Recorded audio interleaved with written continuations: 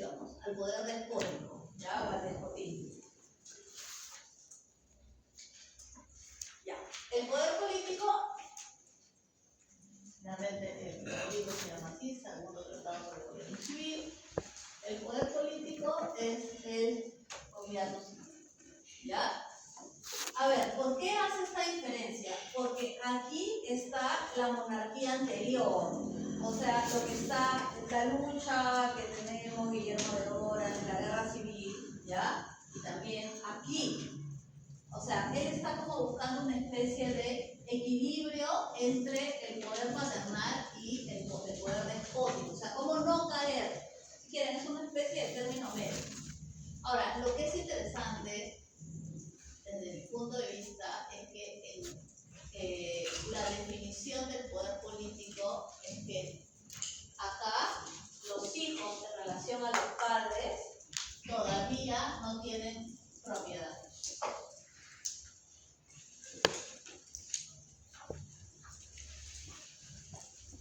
Entonces, el padre, en realidad, Hobbes define el poder, eso está en el capítulo de la herencia, por si acaso, antes de la propiedad. Hobbes define el poder paternal o el poder patriarcal como un poder restringido en la medida en que los hijos son como más o menos prestados, porque luego van a ser autónomos. Entonces, mi poder está sobre la base de la guía y de la crianza, y está basado en una relación afectiva, ¿ya? De ternura, de hecho, que es la palabra que él utiliza para criar y guiar la autonomía del hijo.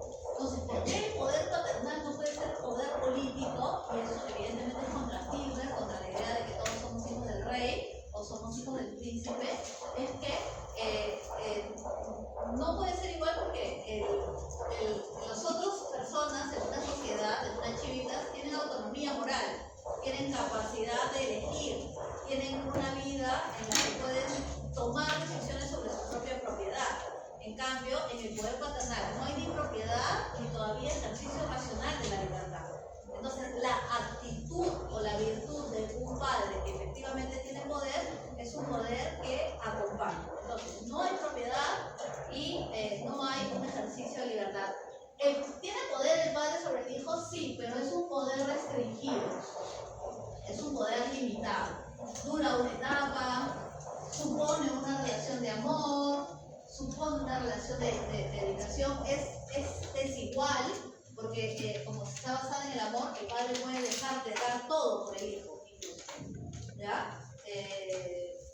No es igual entonces, no podría trasladarse la figura de las familias, del padre de familia, al Estado. Entonces, con eso, y además porque los niños no tienen propiedad, ¿no? Entonces, no puede ser esta una posibilidad dentro de la política, de cómo fue, ¿ok?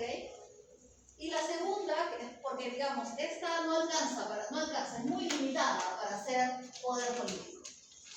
Y la otra excede el poder político. Dice porque en un gobierno despótico, que es los gobiernos de guerras y de conquistas, sobre todo está ahí, ¿ya? Tampoco hay propiedad,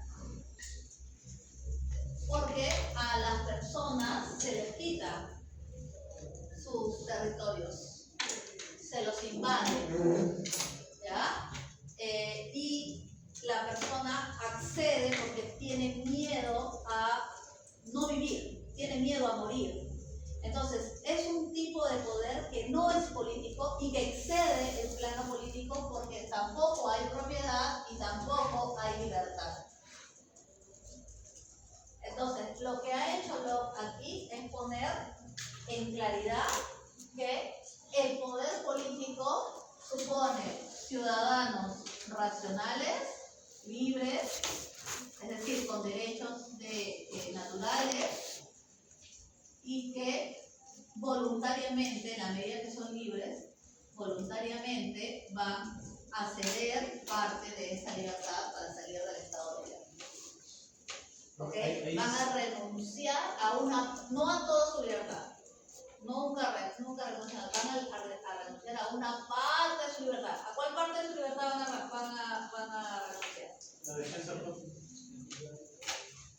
Al castigar, a la educación. ahí sí surgiría la transferencia como Hobbes. No es una transferencia propiamente, es una media transferencia. O sea, vamos por partes, ¿ya? Entonces, van a renunciar entonces, y acá sí hay propiedad.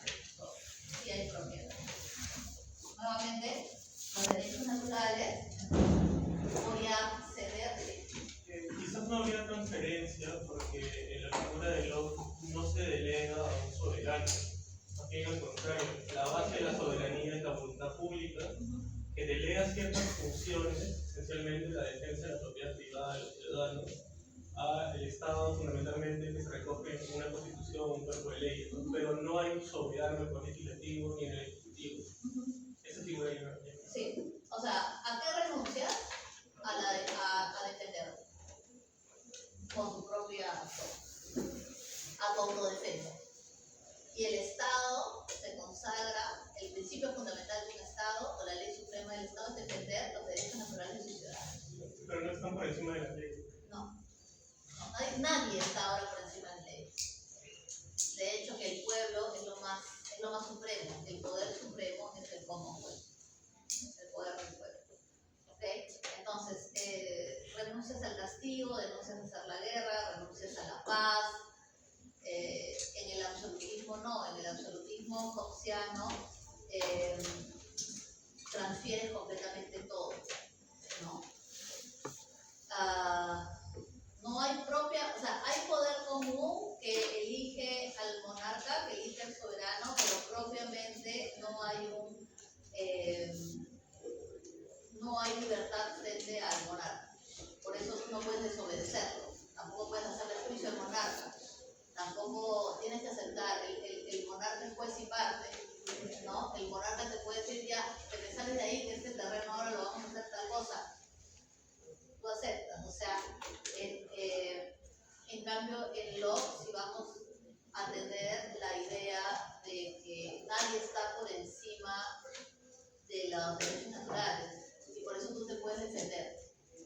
Cuando alguien te dice que uno de tus derechos puede ser oprimido, quiere ir contra tu derecho a la vida, a la libertad o a la propiedad, tú desobedeces, ¿no? La famosa desobediencia civil.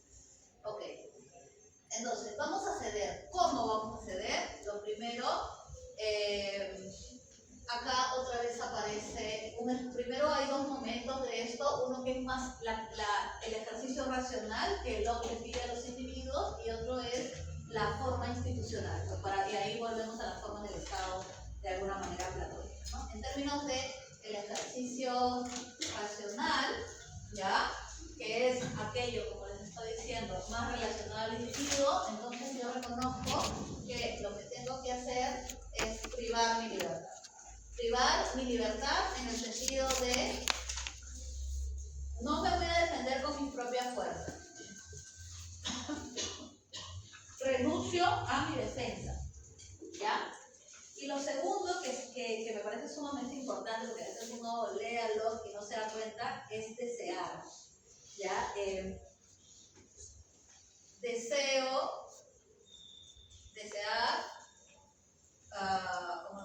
Desear corporativamente.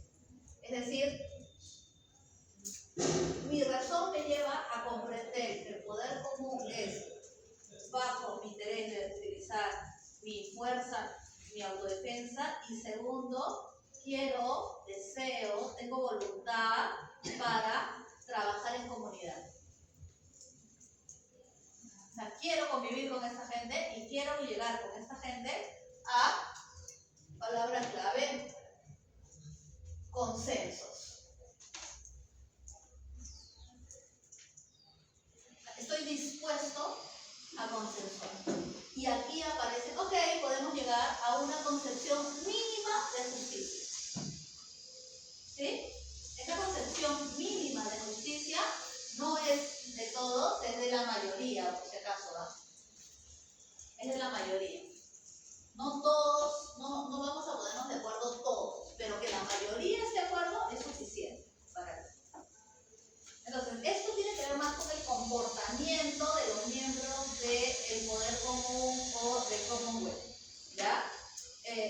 Repito, no hay consenso absoluto, pero hay disposición a este concepto. Y la otra tiene que ver con la parte más institucional, ya no me alcanza a pesar. ¿Ya? Y acá volvemos a las formas de Estado, ¿ya? A las formas de Estado. Entonces, digamos, la mejor, vamos a ponerle 480. ¿Cuál es? La mejor forma de Estado, después de todo lo que hemos dicho. La democracia. ¿Por qué? Porque es así como se llega a los consensos de justicia y a las normas y a la protección de los derechos de las personas. Pero Hobbes es consciente de que todavía Inglaterra no está preparada para una democracia. ¿Ya? Entonces, luego plantea una monarquía, que es de lo que están saliendo, y plantea el tránsito de ir a una monarquía moderada.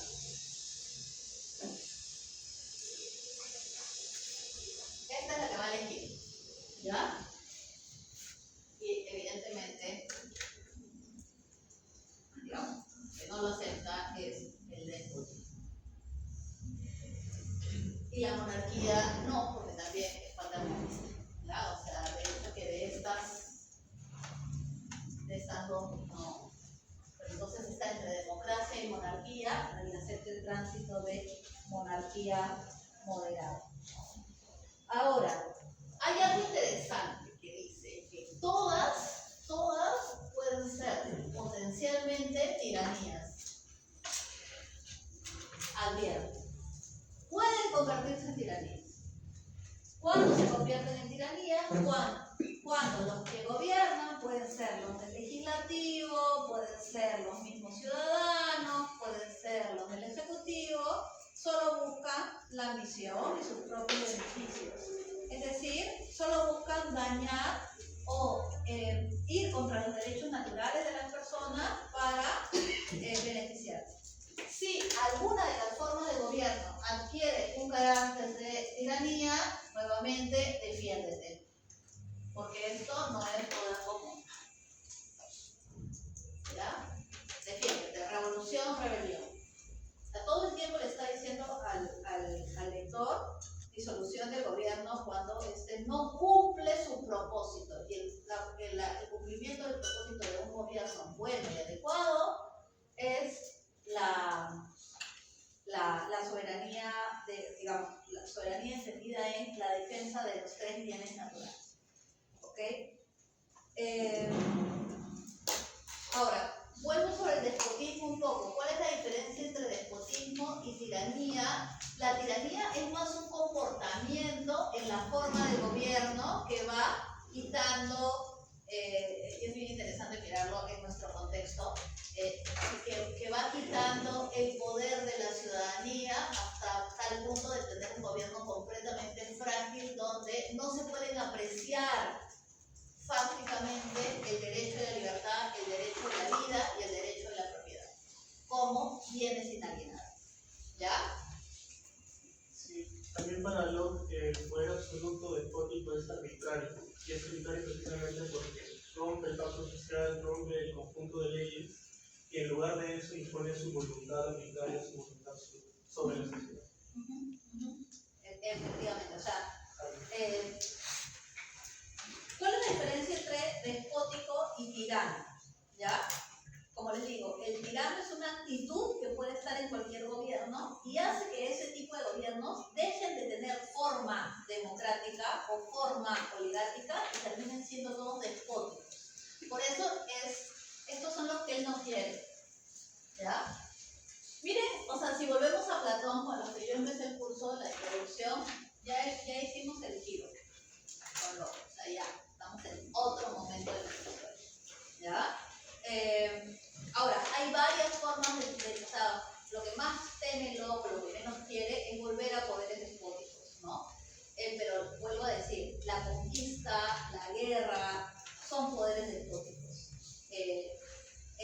Cuando no hay voluntad, no se puede apreciar la voluntad del pueblo o los derechos del pueblo,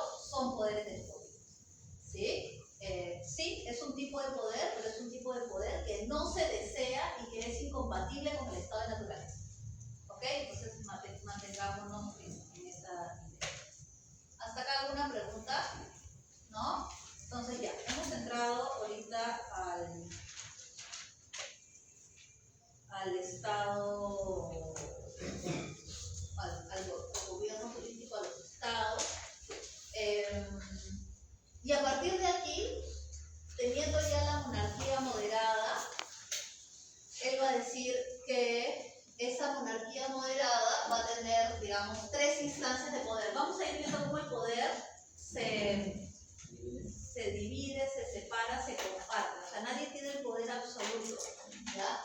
Entonces, eligiendo este es el ideal, vamos hacia allá, no estamos en este momento en la capacidad de... Tenemos al poder supremo, que es, lo he dicho varias veces,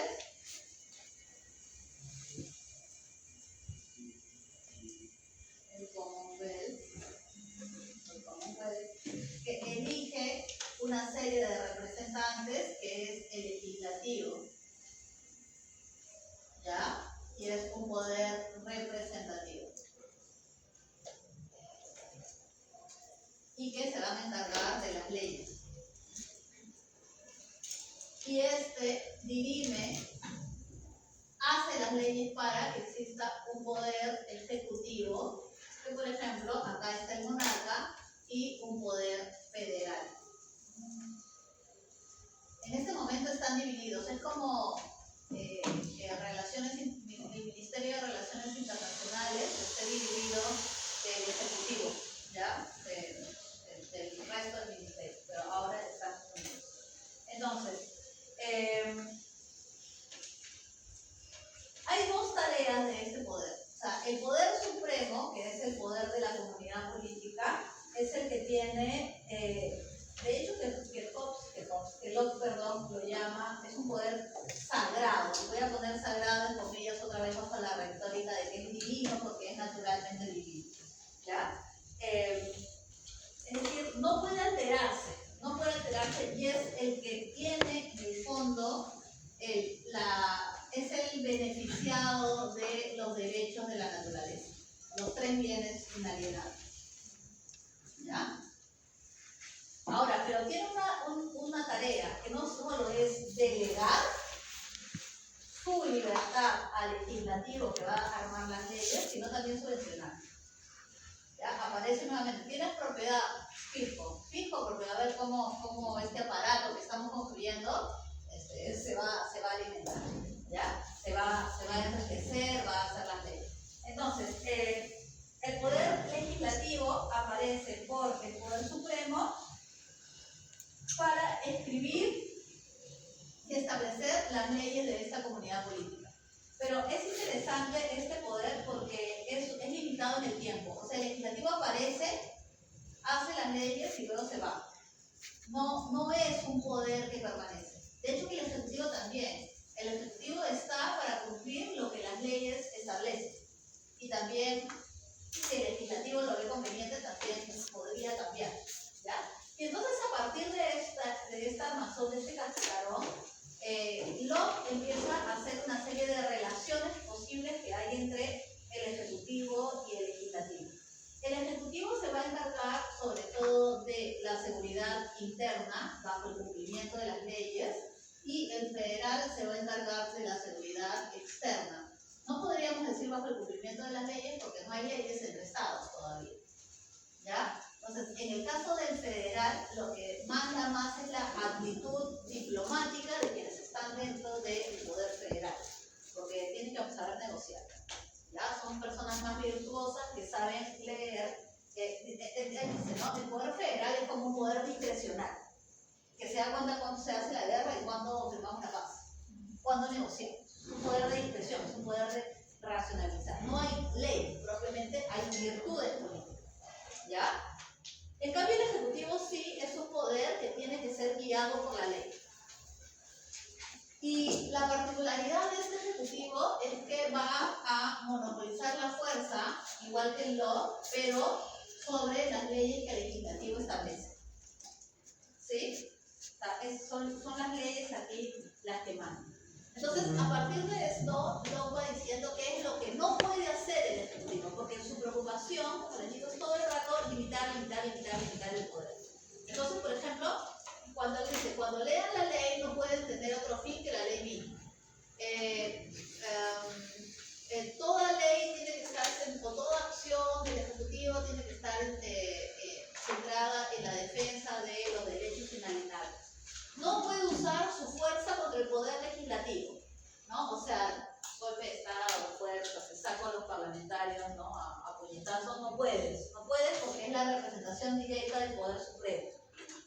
que el Poder Supremo sí puede ir contra todo, pero no puede hacer así.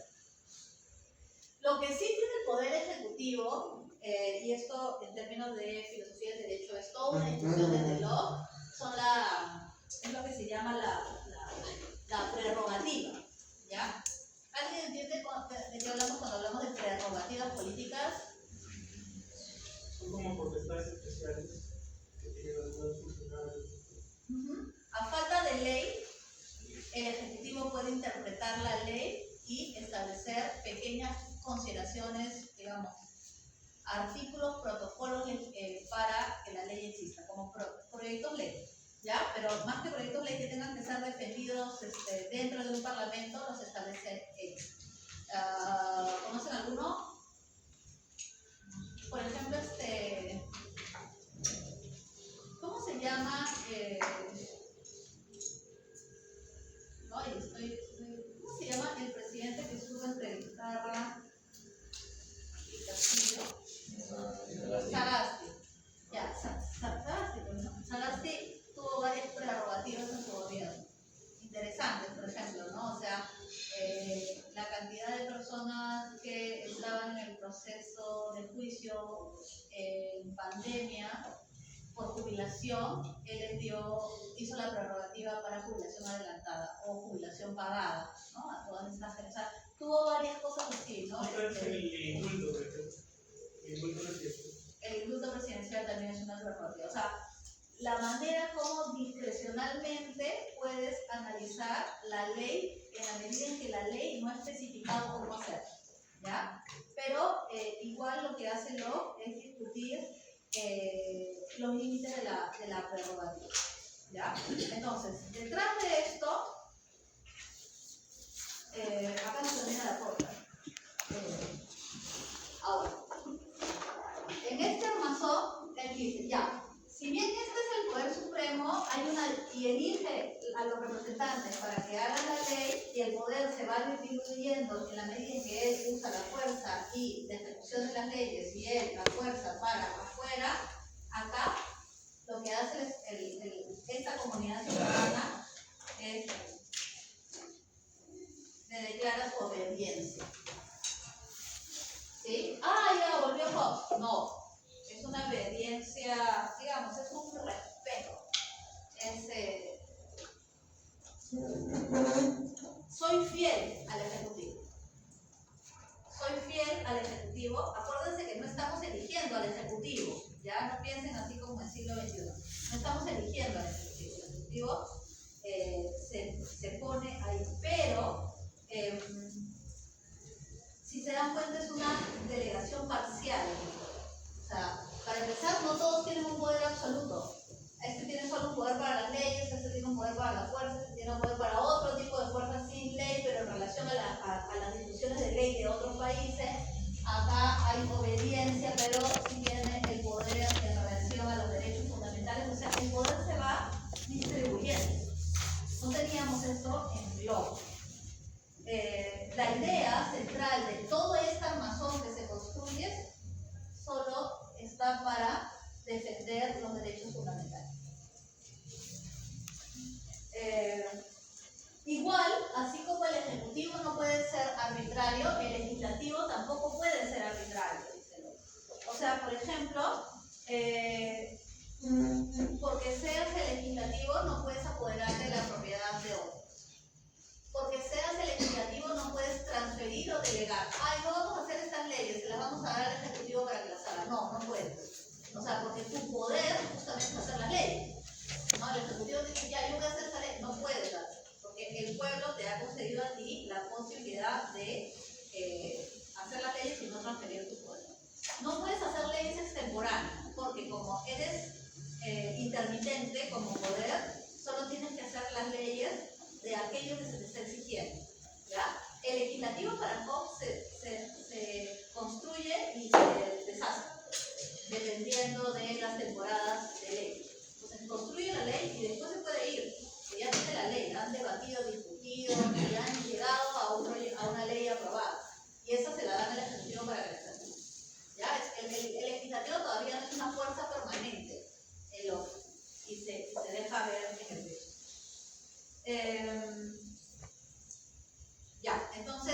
si se dan cuenta, cuando yo les hablo de la obediencia, acá mejor que decir, voy a utilizar la palabra consentimiento, ¿no? O sea, concede, no cedes, concede, no transfieres, acuerdas, ceder parte de tu vida, ceder parte de tu Por eso dice que hay una disposición más que una obligación, digamos. Por eso la disposición racional a crear consensos. Y crear consensos es crear legislativos. Todos pueden participar de ese legislativo. Ya, y luego a partir de esta construcción, lo que va a hacer Locke es responder a las objeciones. ¿Ya? Una primera objeción, que es la que él recoge en realidad de Filmer, es que no existe en la historia una sociedad civil que haya hecho esto. O sea, no tiene fuentes para decir que esto es posible o esto es verdad. Se la está jugando en su texto. Entonces ahí Locke explica que en la historia primero se arman los gobiernos y luego nace la idea de justicia. O sea, la idea de justicia nunca ha sido previa a la construcción de una nación o de un pueblo. La jure, la justicia, es más un asunto cultural, de ideas de bien a las que una sociedad llega, acuerdos explícitos e implícitos, y que los documentos escritos son posteriores a esa idea de justicia. Por eso ha habido tiempos de justicia donde, por ejemplo, era justo que el que viene de Adán pues gobierne, o era justo que el que sea el más fuerte pues lo defienda, ¿ok? Pero en todo caso, lo que ha ido generando la formación de esta comunidad política ha sido primero la preocupación por su seguridad, por su vida, y luego de que han tenido seguridad, ya se han preocupado por buscar una identidad, ¿no? En el caso de Filmer viene al revés, pertenecemos a este origen, tenemos este origen y nos identificamos con este origen lingüístico, religioso, en fin. Para Locke es diferente, para Locke está más cerca de las comunidades imaginadas de Anderson, ¿no? O sea, primero nos identificamos, primero creamos organizadamente la seguridad y la idea de justicia y después buscamos características identitarias, bajo chicharrón, características identitarias que nos hagan uno, ¿no? Entonces, él dice, y en ese sentido, yo sí creo que si los ejemplos de la sociedad civil en la historia nos muestran esto que yo estoy explicando, que hay un estado de naturaleza en el que nos cuidamos, luego hay episodios de caos y llegamos a una conclusión racional basada en esa experiencia de esta naturaleza, que mejor nos ordenamos un poco. Y en este orden establecemos derecho, ¿no? La importancia en toda esta época del derecho escrito para limitar el poder entre nosotros y para establecer funciones del poder entre nosotros. ¿Ya? Y la segunda objeción que se les hace es que, nuevamente desde la mirada del absolutismo con la que él está discutiendo, es que una persona nace y ya nace en un estado, ya nace en un gobierno. Nació en Perú y pues no pueden no elegir, o sea, uno no elige su nacionalidad, ¿no? Y uno no elige su estado. Y a mí acá Locke me parece que está a años luz de la época, ¿no? O sea, la ve. La dice, no, sí podría, ¿por qué no? O sea, está el cimiento del ciudadano cosmopolita. O sea, si es un estado que le faltan sus derechos, ¿por qué no? O sea, si lo inalienable es lo defendible. Y es interesante esta dinámica liberal inicial contractual entre la identidad con la que él está discutiendo y el contrato. Para él el contrato, porque está fundado en el derecho, tiene más valor que la identidad. Que en el siglo XXI es completamente discutible, ¿no? Claro, porque detrás de esto hay una comprensión del individuo antes de la comunidad cultural, ¿no? Y lo necesitan, o sea, es la época en que los modernos necesitan separarse un poco de la cultura para defender la individualidad y la libertad. ¿Me estoy dejando entender? ¿Sí? Entonces, él necesita este argumento.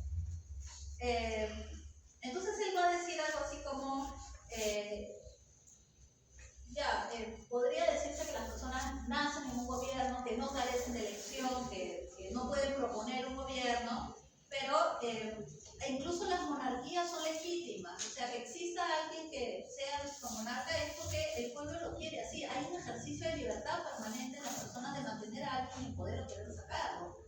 Y también las personas pueden salir de ese lugar, también pueden dejar su propiedad y venderla, ¿ok? Entonces, no, siempre hay gobiernos que de alguna manera son consensuados. Y ahí él habla de dos tipos de consentimiento: el consentimiento explícito y el consentimiento implícito. El conocimiento explícito es, por ejemplo, cuando ustedes se van a sacar su DNI, ¿no? Son peruanos, toman su DNI electrónico. ¿Ya? El conocimiento implícito es esta posibilidad de no preguntarte por tu gobierno. Pero el hecho de que Locke ponga la palabra consentimiento ya es así como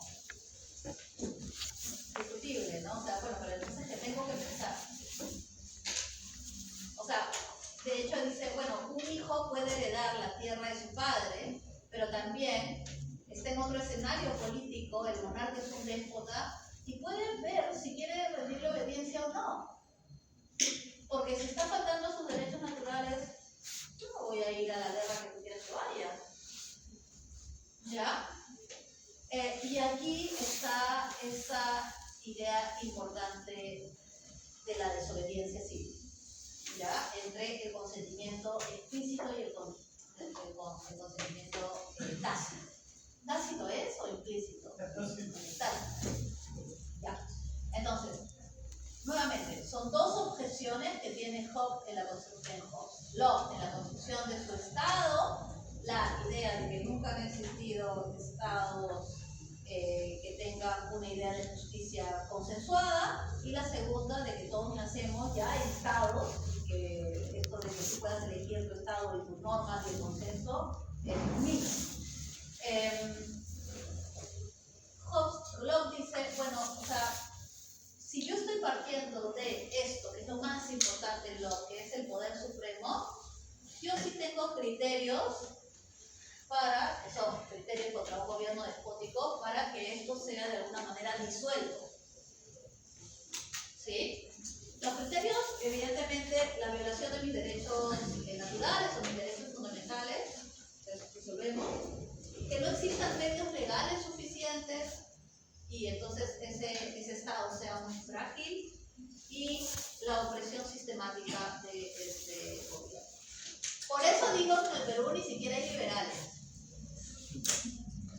Ni siquiera hay liberales a los Locke. Ay, hay liberalismo. A ver, ¿de cuál liberalismo estamos hablando? Este país hay conservadores. Liberales. No quiero discutir con alguien del siglo XVII, por lo menos.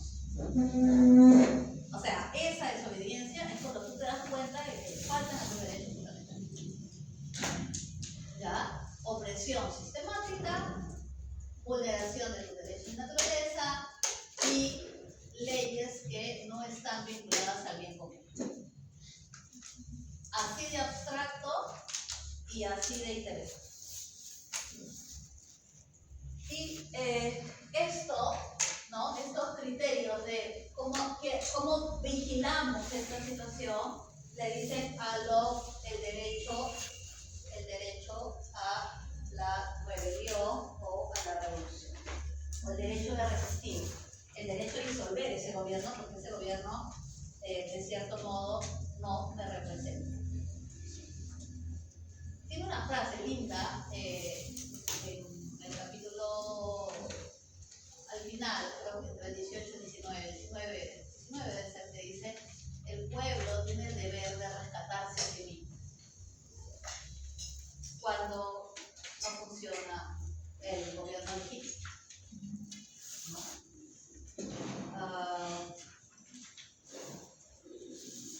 Y además, no es solo legítimo desobedecer, es obligatorio. Pero eso es un deber, la desobediencia. Esto también está en Canales. O sea, cuando hay un gobierno que no representa la pluralidad con la que fue construido, desobedecer.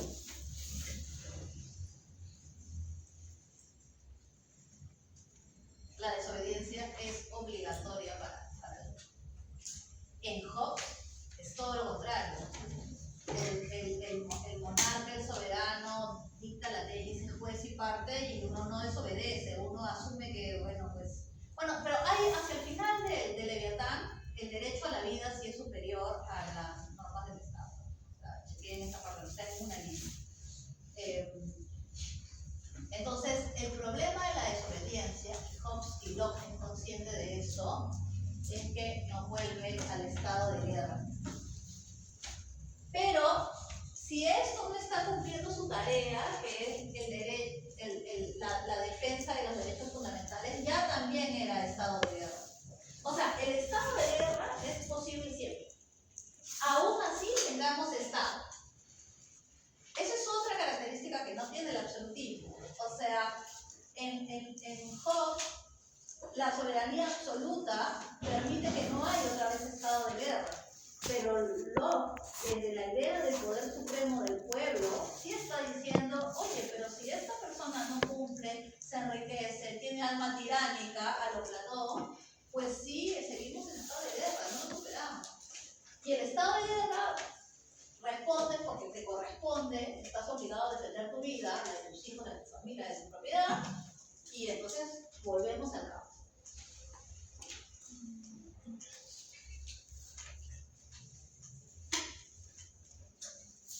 No sé si han visto cómo hemos hecho el círculo en Locke. Ya, ¿alguna pregunta hasta aquí? En Hobbes creo que la clase que dio también mencionó que este estado de naturaleza es latente. También, pero ¿cuál es la diferencia entre la latencia de este estado de guerra en Locke y el estado de naturaleza en Hobbes? El estado de naturaleza en Hobbes está mediado siempre por el miedo del Homo homini lupus. O sea, es más antropológico. Pero eso es siempre y cuando no haya soberano. No hay soberano, pero cuando ya hay soberano, en teoría ya no vuelves al estado de naturaleza. Entonces se patentiza la sociedad civil y ya el estado de guerra se queda inactivo. Claro, gracias a la monopolización de la violencia. Sí. Pero lo que está diciendo Locke es que esta monopolización de la violencia que puede tener este ejecutivo o este legislativo, porque no sabemos si se puede portar mal, termina violando los derechos fundamentales. Entonces, en este momento en que viola los derechos fundamentales, ya está en estado de guerra otra vez. O sea, le está diciendo Hobbes, oye, no lo superamos. Y sí, pues, ¿no? O sea, estamos viviendo esto. O sea, perdón, me fui.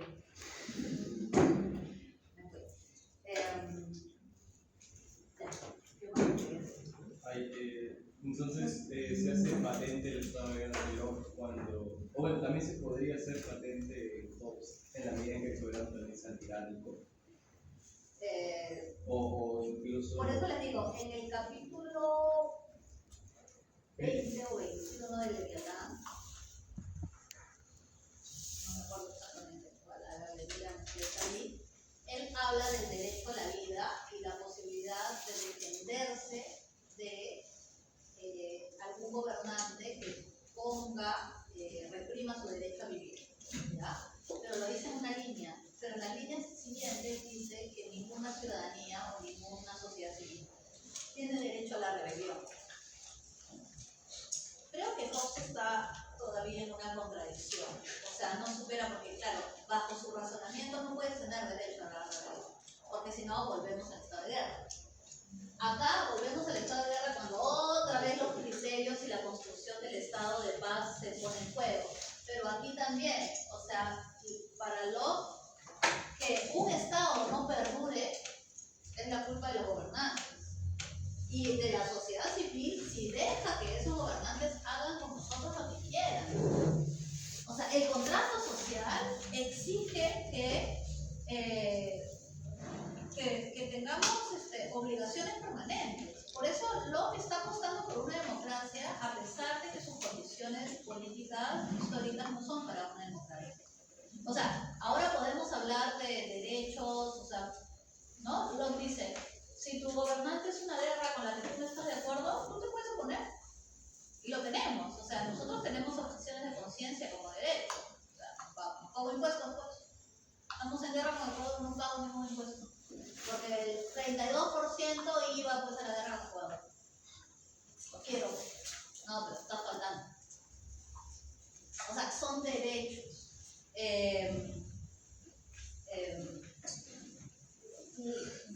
Leyes que pueden discriminar a otra comunidad. Puedes discutirlas, porque son derechos naturales, son derechos fundamentales. O sea, el tema es el cómo desobedecer. Y en el siglo XX, en el siglo XXI tenemos cientos de mecanismos para desobedecer. Y además como derechos a la desobediencia. Cuando no estamos de acuerdo con algo, pero no es unilateral, ya no es unilateral. En ese sentido, el estado de guerra anterior era unilateral, en la medida en que todavía la idea de justicia, los tipos de castigo eran como de acuerdo a cada quien. Pero ahora todos hemos convenido y hemos dado nuestro consentimiento para entender que lo que vamos a defender siempre son los derechos fundamentales míos y del prójimo. Entonces, cuando yo veo vulnerados los derechos fundamentales, tengo que desobedecer. Porque no está funcionando el contrato. ¿Sí? Entonces, sí hay los derechos a la desobediencia individual y los derechos de desobediencia colectiva. Los derechos de desobediencia individual son estos que les digo, pues no me voy a la guerra, no hago servicio militar, ¿no? O sea, si me llaman, aborto, ¿no? O sea, este tipo de... Pero también hay derechos de desobediencia colectivos como derecho a la rebelión, un paro, ¿no? Una huelga. Hay derechos de rebelión. O sea, el pueblo tiene el deber de rescatarse a sí mismo, a tatuarse. ¿Ya? También es importante ver que quizás la concepción de tiranía en ambos difiere por el propio concepto de libertad que hemos manejado. Porque en la tiranía, digamos, en Locke ya es una actitud más bien. O sea, bueno, en ambos podría ser una actitud, pero en el soberano ya como hay una transferencia absoluta de todos, del poder común a un representante, digamos que de ese lado se comienza a distanciar del tema de la tiranía acá en Locke, porque ahí es donde muestra si es que estos derechos inalienables se ven vulnerados, entonces ya el tirano podría ser tanto el poder ejecutivo, el legislativo, y ahí la tiranía comenzaría a desembocar en estos, estos mecanismos de defensa individual y colectiva, ¿no? Entonces, claro, en Hobbes no hay la posibilidad de estos, defensa individual o colectiva, porque ya había una transferencia total hacia un soberano. Entonces depende mucho porque, claro, ahí tú cedes una libertad en pos de una autorización para que mantenga la seguridad común. Pero ambos comparten esto de la seguridad común, o más en lo que es más la seguridad de la propiedad privada. No, es la seguridad de los tres bienes. Los tres bienes, claro, divinos o naturales. Claro, también Hobbes solo es la seguridad común de no, digamos, agredir o no usar la violencia contra otro por el derecho a apropiarse de las cosas. El derecho a la paz, o sea, el derecho a la libertad, excediendo gran parte de mi libertad. Sí, sí. Hay un grado de libertad más cedido. Sí. Aquí no, acá sigue siendo racional. Es decir, Locke le está diciendo a Hobbes, oye, estaba solo subiendo una racionalidad instrumental. Claro. La razón daba más, ¿no? Daba para tener ideas de justicia desde el inicio, de protegernos, de cooperar. Si al ser humano le quita su libertad, que es lo que lo hace ser humano, entonces que el último apague la luz, ¿no? O sea, no tiene ningún sentido construir estados, solo así. Y claro, o sea, como les digo, este es un texto que hace como para proteger el nuevo gobierno de Guillermo de Orange, que pasa por un parlamento. Ahora, lo que vamos a tener con Kant en la siguiente semana es justamente volver a esta discusión sobre la revolución, porque si, ahorita ya ustedes tienen más de 5 concepciones de poder, ¿eh? Sí, o sea, hay varios poderes. Acuérdense, el parcial es sobre el poder, ¿ya? Pero, a ver, si tuviésemos que comparar los poderes de Hobbes y los poderes de Locke, lo que ha hecho Locke es diseminar el poder, pero no lo va a hacer global, como va a pasar después, sino va a tener un orden y una jerarquía en poder. Pero el poder ya no es de uno, ¿sí? El poder se mediatiza, pero hay un poder que es muy importante que va naciendo gracias a la revolución, a la guerra civil, gracias a la revolución, inglesa, que es la Revolución Gloriosa, y luego se viene la Revolución Francesa con Kant, ¿ya? Es este poder. Por eso yo les decía, el poder nace absolutista, aristócrata, y se va democratizando, pero la democracia no es una concepción previa del poder. Primero ordenamos, aseguramos, tenemos seguridad, logramos la vida y luego empezamos a discutir sobre los derechos políticos. Aquí en Locke todavía, por si acaso, el Parlamento es aristócrata. No es todo el pueblo. Tiene que llegar Revolución Francesa, Primera, Segunda República, Tercera República, para empezar a hablar de derechos del pueblo. ¿Ya? O sea, demora. Es después de Bonaparte, se van dando de a poquitos. Esos son procesos históricos. Pero sí hay una inspiración en Locke para América. ¿Ya? Yo siempre digo que el pobre Locke no sabe qué hacer con la conquista. Está perturbado el hombre, porque por un lado sufre, pero por otro lado, claro, es la corona, entonces dice, bueno, nadie permitiría que un pirata, pero claro, se da cuenta que los conquistadores también son como piratas, ahí tiene un arroz con mango el hombre. Pero sí es una inspiración, porque estamos en 1690, estamos en el siglo XVII, todavía no tenemos los precursores de la independencia escribiendo. ¿Ya? O sea, hay un correlato histórico que dice, hey, o sea, nos han invadido, ¿no? Han sido ladrones, han sido personas que no tengo que deberes sobre un rey al que no. Evidentemente es una discusión desde la intelectualidad criolla, ¿ya? En parte, pero también esto es un pensamiento que ya nacía antes de las comunidades indígenas, o sea, no es solo la intelectualidad criolla, esto es inclusive antes de lo.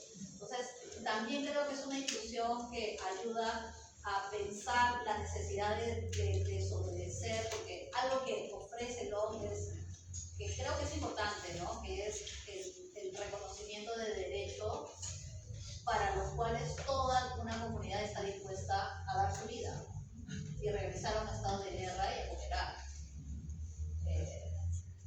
Y que no lo hay ahora, no lo hay en el siglo XXI. O sea, por eso digo, no estamos en un liberalismo primigenio, estamos en un liberalismo de mercado, un capitalismo inconsciente, perverso. No es un liberalismo.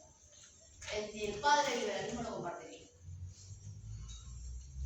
¿Ya? Con todos los errores que tiene el hombre, evidentemente. ¿Ya? Luego vamos a pasar a Kant y ya luego nos vamos a ir. ¿Alguna pregunta más? ¿No? Listo, está terminando. Entonces, lo primero que tenemos que leer de Kant es la idea de la historia.